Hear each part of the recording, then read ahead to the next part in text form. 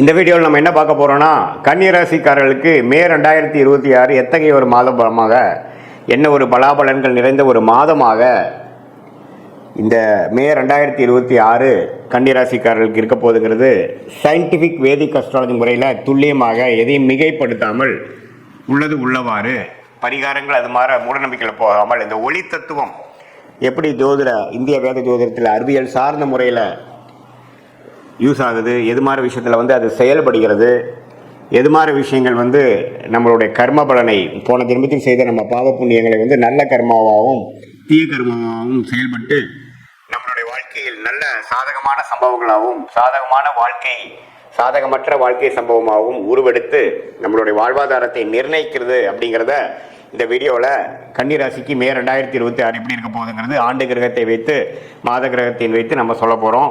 இப்போ பாருங்கள், புதன் கன்னிராசியோட அதிபதியாக இருந்து மாதம் முதல் 2 வாரம் 8ஆம் இடத்திலேயே இருக்கிறார். அதுக்கப்புறம் பாருங்கள், மே 15க்கு அப்புறம் அவருக்கு பிடித்தமான சுக்கிரனோட வீட்டுக்கு 9ஆம் இடங்கிற பாகிஸ்தானத்துக்கு போகிறார். ஸோ இதிலிருந்து நல்ல மாற்றங்களை கொடுக்கக்கூடிய அமைப்பாக மே செகண்ட் ஹாஃப் வருகிறது. ஏன்னா ராசி அதிபதியே சுக்கிரனோட வீட்டில் பாகிஸ்தானத்துக்கு போகிறது அருமை. அதே சமயத்தில் சூரியனும் பாருங்கள், 8ஆம் இடத்தில் இருக்கக்கூடிய சூரியன் கடந்த ஏப்ரல் மாதத்திலிருந்து பல பிரச்சனைகளும் எதையுமே வேகமாக செயல்படாமல் எல்லாமே மெதுவாக சென்று கொண்டு கிணத்துல போட்ட கல்லு மாற இருந்து சில விஷயங்கள் நடக்காமல் காத்து கொண்டிருந்த கன்னிராசிக்காரர்களுக்கு மே 15ஆம் தேதிக்கு மேலே டக்குன்னு எல்லா விஷயங்களும் வேகமாக நீங்கள் எதிர்பார்க்கக்கூடிய ரிசல்ட்டை பெறக்கூடிய அமைப்பாக 2026 மே 15க்கு அப்புறம் சூரியனோட பயிற்சியும் அருமையாக இருக்கிறது. அதே மாதிரி செவ்வாய், நம்ம ரிஸ்கான செவ்வாய் பாருங்க 7ஆம் இடத்திலிருந்து ராசியை பாதிக்கக்கூடிய அமைப்பு இருக்கு. ஏன்னா செவ்வாய்ங்கிற கிரகம் மிகவும் முக்கியமான கிரகம். யாருக்கு? கன்னிராசிக்கு. ஏன்னா செவ்வாய் கொஞ்சம் பிரச்சனைக்குரிய கிரகமாக இருக்கிறார். 8ஆம் வீட்டு அதிபதி அட்டமாதிபதியாக வருகிறார். ஸோ அவர் 7ல இருந்து அவரும் மே 15க்கு அப்புறம் பார்த்தீங்கன்னா 8ஆம் இடத்துக்கு போறார். ஸோ 8ஆம் இடத்துக்கு போகும்பொழுது என்ன ஆகுது? சூரியனும் சுக்கிரனும் 8லேருந்து விலகி 9க்கு போறாங்க. ஆனால் இவர் 8க்கு வரார். ஸோ அப்படிங்கிறப்போ சில விஷயங்கள் பாசிட்டிவாக நடந்து இன்னொரு சில விஷயங்களில் நீங்கள் கவனம் செலுத்தக்கூடிய அமைப்பு தேவைப்படுகிறது. கொஞ்சம் சொத்து 8ஆம் வீட்டு அதிபதி 8ல் ஆட்சியோடு இருக்கிறனால ஷேர் மார்க்கெட், சொத்து, உயில், மனைவி மூலமாக, மனைவியாக இருந்தால் கணவன், கணவனாக இருந்தால் மனைவி, பார்ட்னர்ஸ் மூலமாக சில நல்ல விஷயங்கள் நடக்கக்கூடிய அமைப்புகள் உண்டு. அதே சமயத்தில் செவ்வாய், சுக்கிரன், சூரியன், புதன் எல்லா சஞ்சாரமும் நல்லா இருக்கும்போது குரு பாருங்க 10ஆம் இடத்துலையும் நீடித்திருக்கிறார். ஜூன் மாதம் 11ஆம் இடத்துக்கு வரார். ஸோ 11ஆம் இடத்துக்கு குரு வருவது அருமையான விஷயம். ஏன்னா 11ஆம் இடத்துல கடகத்தில் உச்சம் பெற்று லாபத்தை கொடுக்க போகிறார் கன்னிராசிக்காரர்களுக்கு. ஸோ அதுக்கு வேணுங்கிற மிக முக்கியமான சில ஃபவுண்டேஷனான விஷயங்கள், அடிப்படையான விஷயங்களை எல்லாம் கண்டிப்பாக மே 15க்கு மேலே சில ஆரம்பகட்ட அமைப்புகளை தரக்கூடிய நிலைமையில் கன்னிராசிக்காரர்களுக்கு கிரக அமைப்புகள் இருக்கிறது. ஸோ கண்டிப்பாக ஜூனுக்கு மேலே சில பெனிஃபிட்ஸ் அணிவிக்கக்கூடிய கன்னிராசிக்காரர்கள் அது மேவோட கடைசி 2 வாரத்திலே அது உணர்ந்து அதுக்கு வேணுங்கிற சில செயல்களையும் அதுக்கு வேணுங்கிற சில அமைப்புகளையும் உருவாக்கக்கூடிய அமைப்பு கண்டிப்பாக கன்னிராசிக்காரர்களுக்கு வருகிறது. அதை நீங்கள் நல்லாவே யூஸ் பண்ணி அதுக்கு வேணுங்கிற பெனிஃபிட்ஸை நீங்கள் கண்டிப்பாக வயது வித்தியாசம் இல்லாமல் மாணவர்களாக இருந்தாலும் சரி, நடுத்தர வயதினராக இருந்தாலும் சரி, இளம் நபர்களாக இருந்தாலும் சரி, ஆணாக இருந்தாலும் பெண்ணாக இருந்தாலும், மூத்த குடிமகர்கள் சீனியர் சிட்டிசனாக இருந்தாலும், அந்த 11ஆம் இடத்துக்கு போகக்கூடிய ஜூன் மாதம் போகக்கூடிய அந்த குருவோட விஷயத்துக்கு வேணுங்கிற அந்த அடிப்படையான சில விஷயங்கள் சுக்கிரன் 9ஆம் இடமும் புதன் 9ஆம் இடத்துக்கும் போய் நல்ல ஒரு பெனிஃபிட்ஸ், நல்ல ஒரு சில விஷயங்கள் டக்குன்னு நடந்து முடிஞ்சு என்னோட வாழ்க்கையை கொஞ்சம் மாற்றி அமைச்சதுங்கிற மாதிரி சில விஷயங்கள் கொடுக்கக்கூடியது இருக்கிறதுனால கவனமாக அதை நீங்கள் கையாள வேண்டும். மற்றபடி பார்த்தீங்கன்னா சனி 7லேயே இருக்கிறார். இப்போ ஏப்ரல் மாதம் முழுவதும் சனியும் செவ்வாயும் 7ல் சேர்ந்து குடும்பத்தில் நிம்மதி இல்லை, பங்குதாரர்களிடையே நண்பர்களிடையே சில அதிருப்திகள், கணவனாக இருந்தால் மனைவி, மனைவியாக இருந்தால் கணவனுங்கிற சில பிரச்சனைகளை கொடுத்து கொண்டிருந்த கன்னிராசிக்காரர்களுக்கு இப்போது மே மாதத்துக்கு அப்புறம் ஒரு நல்ல மாற்றத்தை கொடுத்து பழைய சஞ்சலங்களும் மனக்கசப்புகளும் நீங்கி ஒரு உற்சாகத்தை நோக்கி போகக்கூடிய அமைப்புகள் கட்டாயம் உண்டு.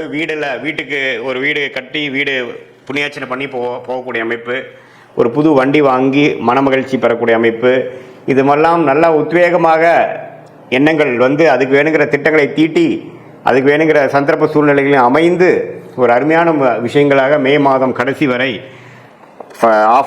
மிடில் இருந்து பார்த்தீங்கன்னா செகண்ட் ஆஃப் மே அற்புதமான ஒரு மாதமாக ஏப்ரல் மாதத்தில் நீங்கள் பட்ட பாடெல்லாம் ஓரளவுக்கு மறக்கக்கூடிய அளவுக்கு ஒரு நல்ல விஷயங்கள் நடக்கக்கூடிய அமைப்பு மே மாதம் 2026 கண்டிப்பாக கன்னிராசிக்காரர்களுக்கு இருக்குது. இது பொதுவான பலனே தவிர உங்களுடைய ஜென்ம ஜாதகத்தில் நீங்கள் எந்த தேதியில் பிறந்தீங்க, எந்த நேரத்தில் பிறந்தீங்க, எந்த ஊரில் பிறந்தீங்க வச்சுக்கோ. திருக்கணித பஞ்சாங்கத்தில் உங்களோட ஜாதகத்தை போட்டு நீங்கள் எந்த லக்னத்தில் பிறந்தீங்க, ராசி தான் கன்னிராசி, லக்னம் என்ன, அந்த லக்னாதிபதி எப்படி இருக்கார், ஸ்தானபலம் இருக்கா, திக்பலம் இருக்கா, திருக்பலம் இருக்கா, நீங்கள் உத்திர நட்சத்திரத்தில் பிறந்தீங்களா, அஸ்தமா, சித்திரை நட்சத்திரமா, இப்போ என்ன தசாபுக்திகள் போய் கொண்டு இருக்கிறது, அந்த தசநாதன் புக்திநாதன் இப்போ நம்ம பேசின பொதுவான கோச்சார பலனில் எப்படி இருக்கார், எல்லாம் சேர்த்து வைத்து பார்க்கும் பொழுது துல்லியமான அடுத்து வரக்கூடிய ஷார்ட் டேர்ம் லைஃப் எப்படி இருக்குது, அடுத்து வரக்கூடிய லாங் டேர்ம் லைஃப் எப்படி இருக்குது, எது மாதிரி திசையில் போனோம்னா நம்ம வாழ்க்கையில் ஜெயிக்கலாம், எது மாதிரி வளைவுகள் தென்படுகிறது, எந்த சாய்ஸ் நம்ம எடுக்கலாம், எந்த நேரத்தில் அது நடக்கிற மாதிரி இருக்குது, நம்ம லேட் ஆகிற மாதிரி இருக்கா, இம்மிடியேட் ஆகிற மாதிரி இருக்கா, எப்போ நம்ம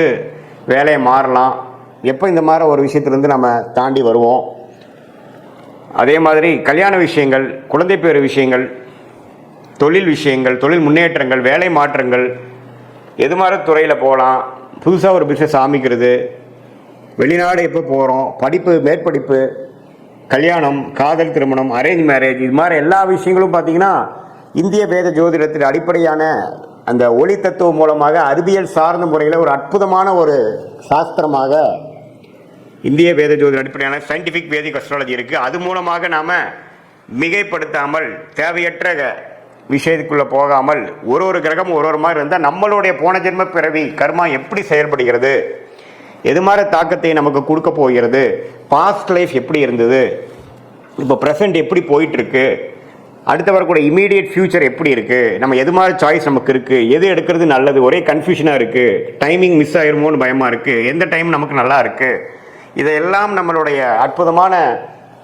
தெய்வம்சம் பொருளிய ஞானிகளால் அருளப்பட்ட இந்த கலையை துல்லியமாக மிகைப்படுத்தாமல் பரிகாரங்கள் அது மாதிரி ஒரு மூடநம்பிக்கைகளெல்லாம் போகாமல் உள்ளது உள்ளவாறு எடுத்து அது நம்மளுடைய வாழ்க்கையில் எடுக்கக்கூடிய முடிவுகள், டைம்லைன்ஸ், அதுக்கு வேணுங்கிற விஷயத்துக்கு நாம் உபயோகப்படுத்தி கொண்டால் தேவையற்ற பண விரைவு, பண செலவு, சமய செலவுகள், தேவையற்ற விரயங்கள், மன சஞ்சலங்கள், மனக்கசப்புகள், தோல்விகள், விரக்திகள், இது எல்லாத்தையுமே நம்ம அவாய்ட் பண்ணிவிட்டு நம்மளுடைய கர்மா என்னங்கிறதோ அதுக்கு தகுந்த மாதிரி நம்மளோட லைஃப்பை அலைன் பண்ணிட்டோம்னா கொஞ்சம் எதிர்நீச்சல் போடாமல் கொஞ்சம் ஈஸியாக ஃப்ரஸ்ட்ரேஷன் இல்லாமல் மன விரக்திகள் இல்லாமல் வாழ்க்கையில் எளிதில் வெற்றி பெற முடியும் என்று சொல்ல விரும்புகிறேன். மீண்டும் மற்றொரு காணொளியில் சந்திப்போம். நன்றி.